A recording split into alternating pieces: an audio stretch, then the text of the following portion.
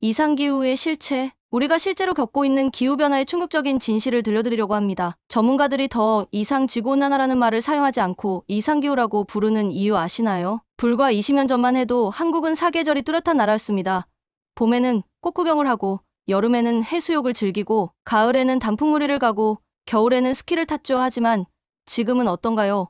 봄과 가을이 사라지고, 한여름에는 폭우가 쏟아지고, 한겨울에는 이상고온 현상이 나타나고 있습니다. 더 놀라운 건 이런 변화가 전 세계적으로 일어나고 있다는 사실입니다. 유럽에서는 한여름에 40도가 넘는 폭염이 일상이 됐고, 캐나다에서는 산불로 도시가 통째로 사라지기도 했습니다. 호주에서는 산호초가 대규모로 죽어가고 있고, 북극의 빙하는 과학자들의 예측보다 훨씬 빠른 속도로 녹고 있죠. 특히 우리나라의 변화는 더욱 급격입니다. 제주도에서는 열대과일을 재배하기 시작했고, 강원도에서는 더 이상 고랭지 배출을 심기 힘들어졌습니다. 심지어 부산에서는 열대어가 발견되고, 서해안에서는 아열대성 해파리가 대량 출현하고 있죠. 이런 변화는 우리의 일상생활에도 큰 영향을 미치고 있습니다. 여름철 전기요금은 계속 오르고, 폭우로 인한 피해는 매년 반복되고 있죠. 게다가 꽃가루 알레르기나 열대성 질병도 증가하고 있다고 합니다. 해류의 비밀, 많은 분들이 모르시는 사실인데요.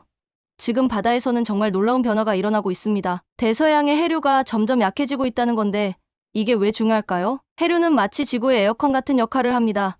적도의 따뜻한 물을 북쪽으로 운반하고, 차가운 물을 남쪽으로 내려보내면서 지구의 온도를 조절하죠.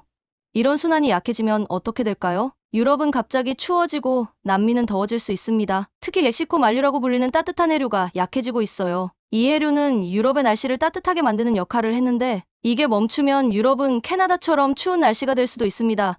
실제로 영국의 기후가 점점 더 춥고 습해지고 있다고 해요. 바다의 변화는 여기서 그치지 않습니다. 해수면이 상승하면서 태평양의 작은 섬나라들이 물에 잠길 위험에 처해 있고, 산호초는 바닷물이 따뜻해지면서 하얗게 변색되고 있죠.